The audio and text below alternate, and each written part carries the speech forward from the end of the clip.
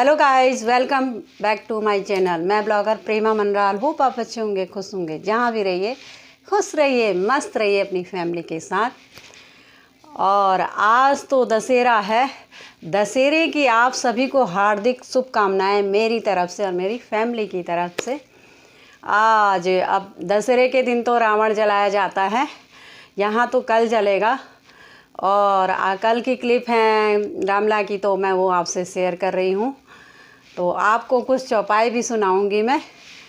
सभी लोगों को हार्दिक शुभकामनाएं दशहरे की। अच्छे अच्छे पकवान बनाइए और खाइए और खिलाइए। तो शादी से पहले मायके में हम जब छोटे छोटे थे, तो बहुत साल हो गए हैं, भीमताल में तो हम रामला 10 रामलाएँ होती थी, 10 की 10 रामला जाते थे। 7 बजे अपनी फ्रेंड के साथ चले जाते थे। आगे से बैठने के लिए शॉल लेके जगह घेरते थे, तब बाद में घर वाले आते थे। 7 बजे निकल जाते थे खाना खा के, और उनके लिए घर वाले जो आते थे दोनों साइड से शॉल बिछा के ऐसे बैठे रहते थे। और इतनी अच्छी रामला लगती थी हम लोग को। 1-1:30 बजे रात में वापस आते थे। एक भी रामला हम छोड़ते नहीं थे, इतना शौक़ था। अब तो उतना नहीं रहा है। बहुत अच्छी रामला होती थी भीमताल में, एक दिन भी नहीं छोड़ा हमने। हम दिन में सो जाते थे, रात में बस छुट्टियां पड़ती थी और स्कूल की बस दिन में सोए रहते थे, रात में रामला जाते थे। और इतनी ठंड होती थी, शॉल स्वेटर सब कैप पहन के जाते थे। वहाँ पे तो ज़्यादा ठंडी होती है उत्तराखंड में, नैनीताल भीमताल में। तो पूरी रामला हमने देखी है, पूरी। हमको चौपाइयाँ भी याद थी, घर में भी खेलते थे। अब तो बहुत सालों से छूट गया। यहाँ तो 5 दिन की होती है। छठे दिन फिर जो गिफ्ट वगैरह होते हैं वो बच्चों को मिलते हैं। कुछ प्रोग्राम होते हैं डांस वगैरह के, वही होता है। आज यहाँ है, आज शायद रावण वध होगा। कल राजाभिषेक होगा, राम जी का राजाभिषेक करेंगे। तो जय श्री राम बोलो, जय सीताराम की जय। सत्य की जीत होती है, असत्य की हार होती है। रावण का घमंड चूर हो जाता है, लंका जला दी जाती है और रावण को मार दिया जाता है। तो उसी उपलक्ष्य में खुशियाँ मनाई जाती है और दीपक जलाए जाते हैं। इसके बाद दीपावली आती है, उस दिन वो घर आते हैं, राज्याभिषेक होता है, इसलिए घी के दीपक और सारे घर को रोशनी की जाती है। और आ रहे हैं फेस्टिवल। अभी एक को करवा चौथ आ रहा है, फिर दीपावली आ रही है। ऐसी हमारे हिंदुस्तान में बस त्यौहार ही त्यौहार हैं रोज़। चलिए, मैं भी आपको, मुझे भी शौक़ है, आपको भी मैं ऐसे ही, मुझे अपने शौक़ में इसमें पूरे कर ले रही हूँ। मैं आपको 1-2 चौपाई सुनाऊंगी जो इसमें होने दिखाने वाले हैं रामला में। तो वही 1-2 लाइन मैं भी गा लेती हूँ। अपने शौक़ भी इसी के ज़रिए हम पूरे कर लेते हैं। आप लोग एंजॉय करिए। ये चौपाई राम केकई संवाद है, राम और केकई, ये भी आपको दिखाया जाएगा। भरत मंथरा संवाद और राम सीता संवाद। राम जो वन में होते हैं, सीता को समझाते हैं, वो सारी चीज़ें। और सीता भी कहती है हम कहाँ आ गए, हमको खाने को कुछ नहीं मिलता, कंद फूल खाते हैं हम लोग, यही है यहाँ पर। तो राम जी समझाते हैं उनको, तुमको समझाया तुम क्यों आई। इसी तरह 1-2 लाइन में आपको सुनाती हूँ। राम केकई संवाद है। ये तो मैंने पहले भी सुनाया था, ये राम केकई संवाद नहीं सुनाएंगे। भरत मंथरा वाला आपको सुनाते हैं संवाद। 1-1 लाइन आप इंजॉय करिएगा और बताइएगा कमेंट में कैसा मैंने गाया है। लाइक शेयर सब्सक्राइब ज़रूर किया करिए।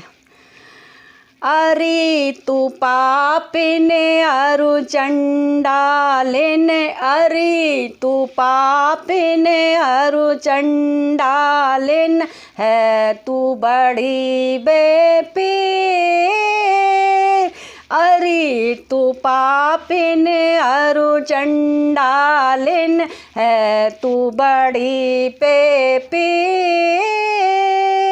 हट री यहाँ से आई कहाँ से, हट री यहाँ से आई कहाँ से, तुझे मैं मारूं तीर। हट री यहाँ से आई कहाँ से, हट री यहाँ से आई कहाँ से, तुझे मैं मारूं तीर। अब दूसरा सुनाती हूँ। अब राम सीता संवाद है, राम सीता को समझाते हैं। एक एक लाइन सब सुनिए।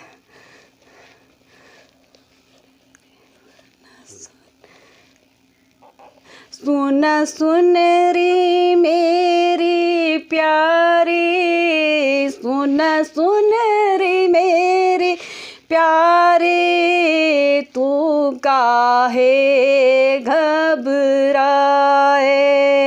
सुन सुन रे मेरी प्यारी, तू काहे घबराए।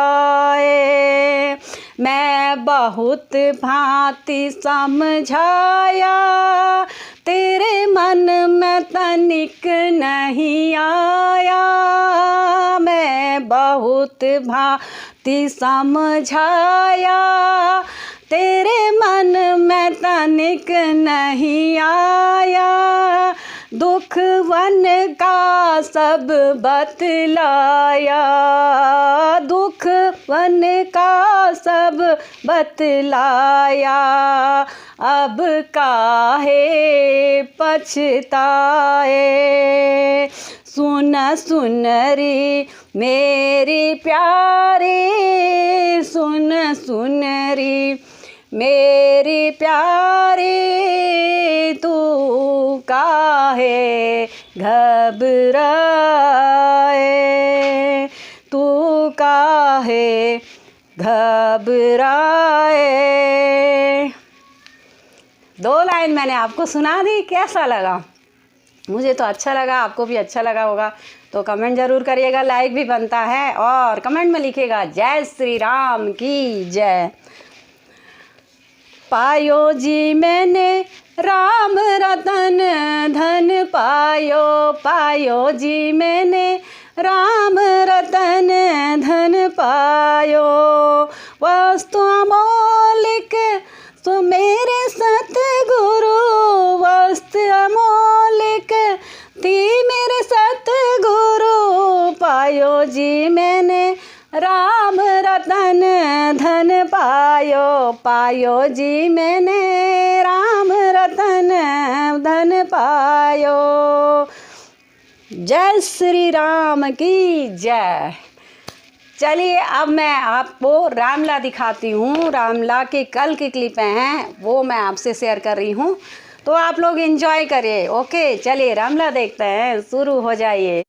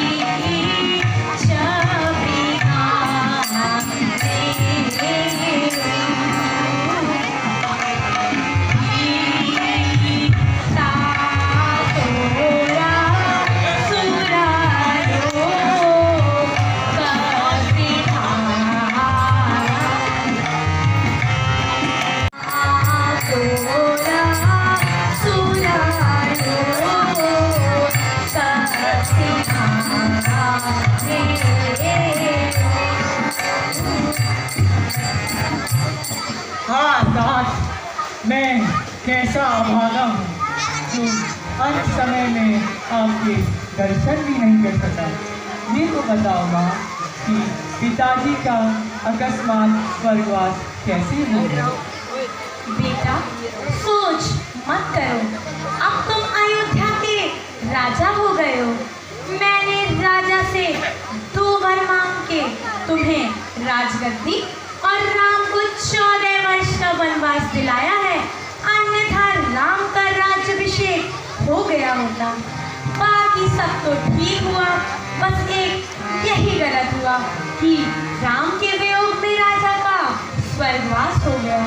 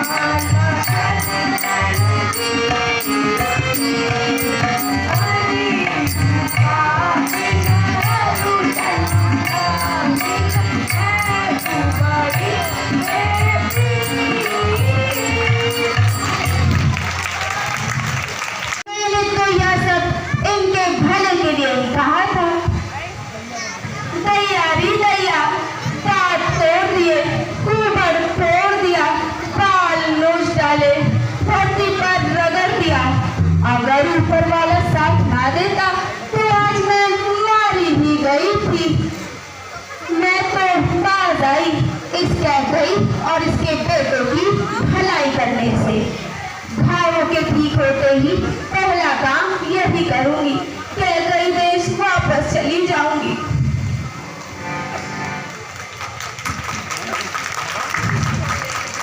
एक बार जोरदार तालियां हमारे इस कुल को नष्ट भ्रष्ट कर देने वाली इस कैकई की हत्या नहीं कर रहा हूँ।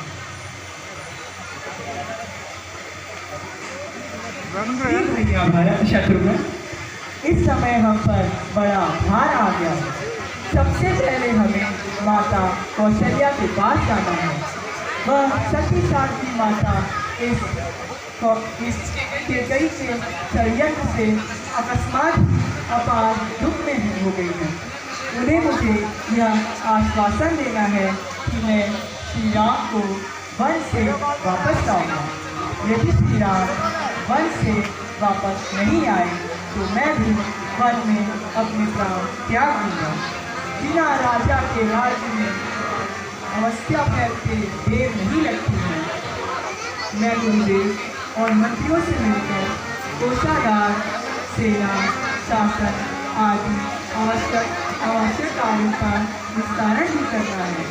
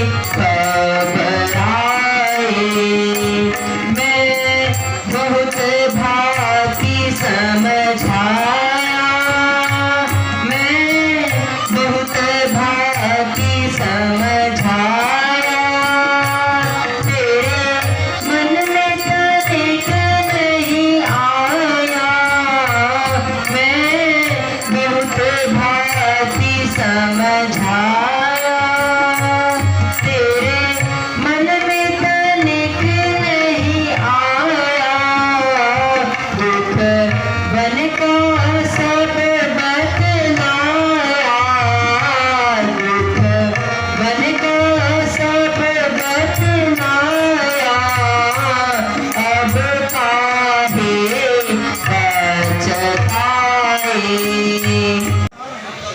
धन दौलत पाकर तो बड़े बड़े ज्ञानियों को भी मन हो जाता है। ठीक है, आने दो। आज मैं अपने तीखे बाणों से भरत को सेना सहित मार डालूंगा। लक्ष्मण, मुझे भरत पर पूर्ण विश्वास है कि उसे राजमत नहीं हो सकता। देखो, शीघ्रता से अनायास ही गलत कार्य कर बैठने वाले लोग बाद में सिर धुन धुन कर पछताते हैं। इस समय तुम शांत हो जाओ।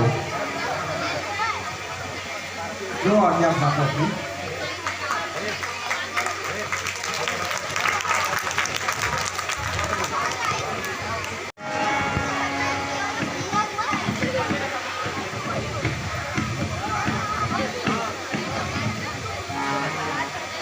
ये आर्य, हेलो।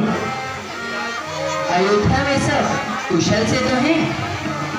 आप सबको यहाँ अकस्मात देखकर मुझे बड़ी आशंका हो रही है।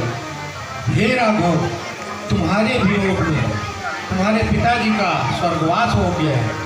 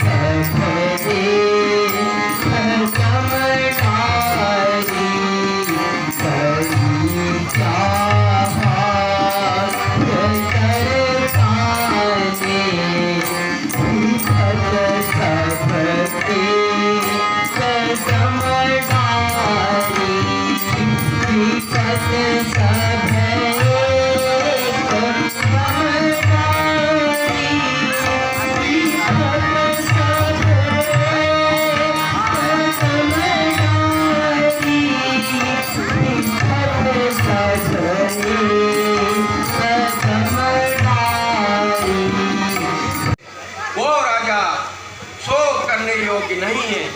तात हानि लाभ जीवन एवं मरण सभी ईश्वर के हाथ है। अतः ज्ञानवान पुरुष को अधिक शोक नहीं करना चाहिए।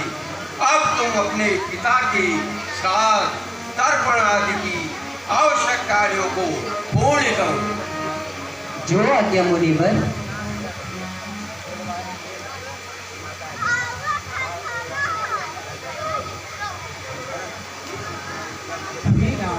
मैं अयोध्या में अत्यंत भयभीत हो गया था, परंतु आपके साक्षात दर्शन करने के बाद अब मन में कोई पीड़ा या भय नहीं रही है।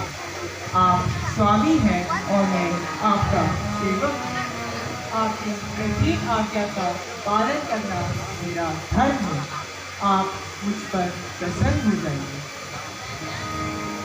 भैया, तुम मेरा स्वभाव तो जानते ही हो कि मैं सदैव अपने सेवकों के वश में ही रहता हूँ।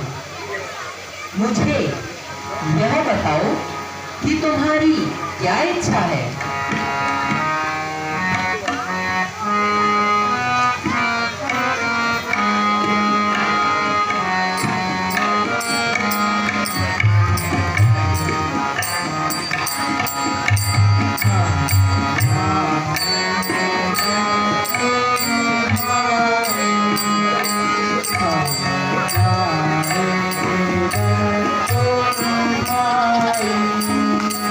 तुम्हारा